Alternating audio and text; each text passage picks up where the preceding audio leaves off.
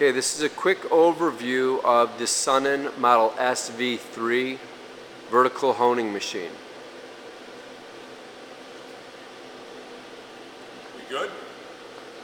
Do a walk around first and start all up front, I guess. Two position turntable, part sensing that we put on there. It doesn't really belong there, but just to create the circuit, they did have part sensing on here though. Clamping system for the parts. Once I fire up, we'll index, we'll clamp. I've got the tooling off up to the universal up there. That's the push rod right here for the feed. It's all standard Sunnen honed feed unit. We'll look at the rest of the tooling I've got laying behind the machine. Work our way around to the coolant pump over here on the side. Coolant tank is in the back room. We're not going to walk back to see it. No, tank is back there. So we got the tank, we got the machine, we've got the pump set up here.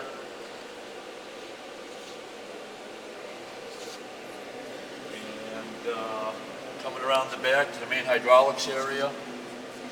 Oh, the tooling's on the floor here, so you can kind of see. This is what I took off. This is just a post that they were using to last me for production, but here's the U-joint and standard push rod assembly for the center. This is the old tool that's on there with the spring-loaded collapsible tooling on there. It's too heavy to lift. I won't try. It's a big one. And you walk around on Sure, this side. come over on this side. I'll open up the doors. Main hydraulics area. Pretty straightforward here. Aftercooler, main hydraulic pump and assembly. With all the gauges set, we're all dead on. Somebody else was painting them up, so they're all set.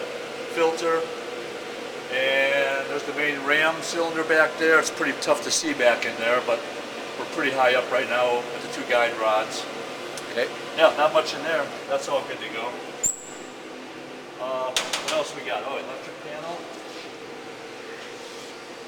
We're good through here. PLC, Siemens, Somatic, documentation, books, one set of electrical drawings. That's all set in there. Oh, and of course the frequency drive for the spindle motor, Mitsubishi. Going downstairs, we got a hydraulic oil, and lube system on the Vogel. Oh, by the way, presently wired 480 on the electric panel. It might even say that, does it? Yeah, 460, there we go. I'm running at 480, it's happy.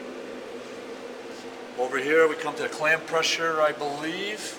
We're around 200 PSI on the clamp pressure, even though we're clamping nothing. That works, which we'll do shortly here. And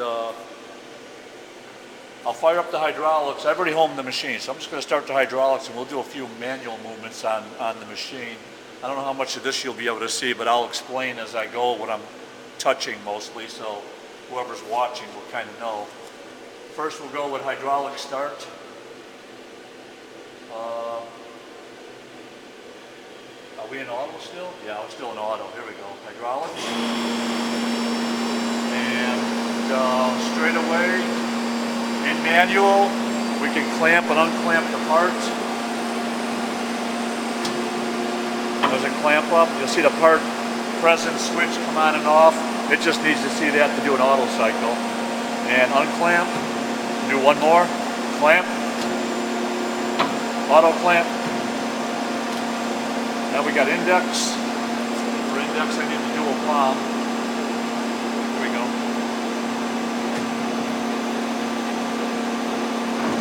Oh, I screwed that up.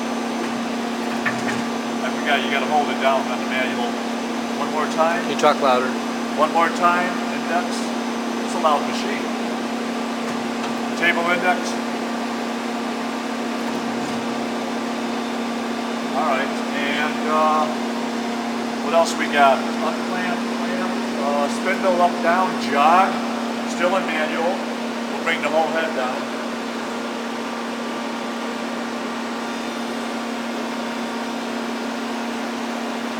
That's just jog mode. I'm going to take it all the way back up here and we'll run a cycle.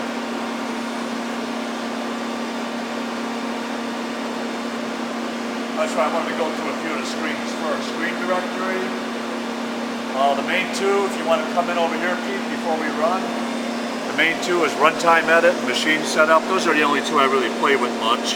Oh, and the feed setup, those three guys there. Operations is where we just were. That's where we run our part from. Get out of operations, go down one to runtime edit. That's where we set our spindle speed, stroke speed, and all the tooling parameters, but we can't do much with tooling here because we have no part clamped up, we have no tool in there, so we have no feed pressure, feed rate, all of the above. We're not really playing with any of that. And the last one, main one, is machine setup. And here's where we have our withdrawal position. We're currently all the way up at 4 inches. Up, go down position is at 12. Down, go up is at 20. So that's basically an 8-inch part right there we'll be running. Spindle jog speed is 13. And, well, we don't want to do that. There. And that's pretty much it from there. Oh, the jog up and jog down. That's all for the jog parameters. But these are the main three for the part. We do have a maintenance screen in here. I'm not going to get into it too much. Spindle calibration, setup screens, and automation I won't get into. There was automation on here. It's turned off. It doesn't look for it. So let's go right into operations and go into auto. If we get auto, wait for cycle start. All it needs to see now is dual palms. And once again, we'll be doing 8-inch part, running real slow with a dwell time. Feed setup, I think it's like 1 second. We got a dwell time of 1 second up and down on an 8-inch part. It's pretty basic. We'll run this a couple times and then I'll change over and speed things up. So operations, let's go to auto. We're in auto. Now we're in manual. Auto. There we go. Dual palm. It'll index first and then come down and then stroke. Basically, I've got a 30-second hone time on here. And you just basically put the hone time in, which collaborates with the tooling pressure. We have no pressure, so the tool's not going to move much, but it'll count out 30 seconds and then withdraw right now.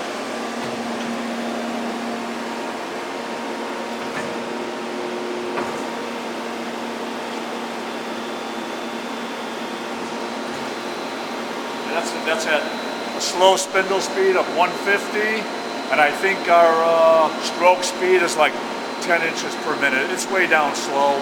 It's about an 8-inch part. This will go for 30 seconds. We'll do 2 of these, and then I'll ramp it up a little bit.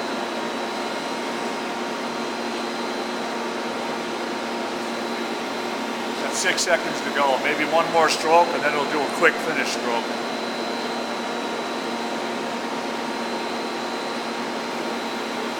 The finish stroke. Then we'll go in and do one more cycle straight away and then change it over. It's going to go all the way back up to the 4-inch mark up at the top, withdrawing. Stop, unclamp. Okay, one more real quick. We're still in auto.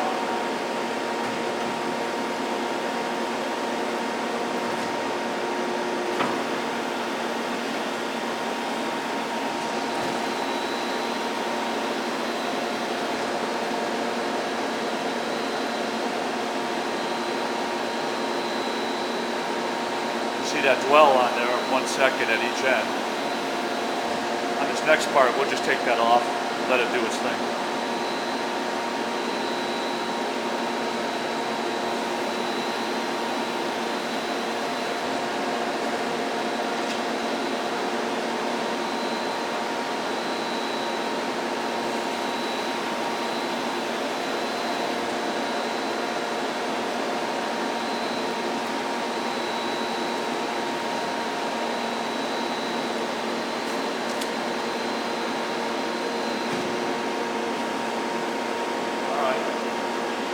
That said, go back in now and change a couple of things. We're going to go into manual, screen directory. We're going to runtime maybe first. Got a couple of numbers here. We're going to change the spindle speed from 100 to maybe 300. Pretty straightforward. And stroke speed from 10, let's double it to 20. We'll move a little bit faster. And I got nothing there. Yeah, I did. There we go, 20. We'll get it out of that one. Let's go to feed, setup. Here's the dwell over here. This is all I'm really playing with now. Let's put that at 0. And put that one at 0. No more dwell. And then what else do we want? Machine setup. What do we have here? 4 at 12 and 20 reverse. That's an 8-inch part. We can make this a shorter part. Let's make this 16 inches, which means we'll go 1620. 1620, return all the way to 4 inches for what it's worth. That should take care of that. So we got a shorter part, faster feed, and a faster spindle speed. And no dwell. Let's try that out, see if it all works. And operations, back to auto. And let's run a couple of these, let's see how that goes.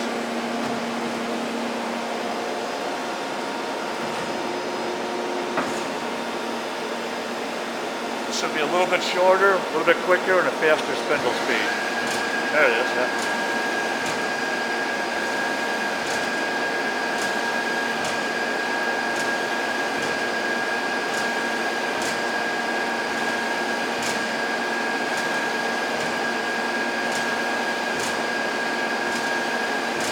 30 seconds still. I haven't changed the time on the cycle yet.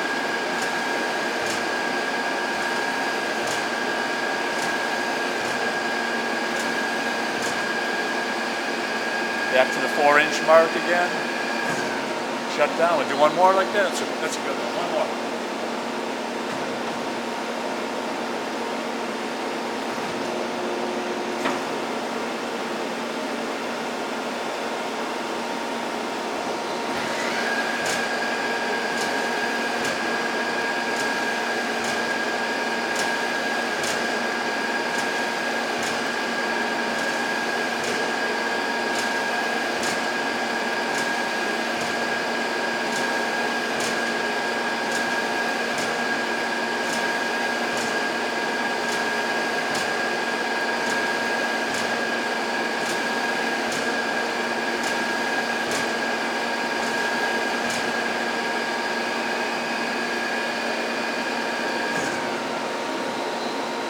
Back to manual.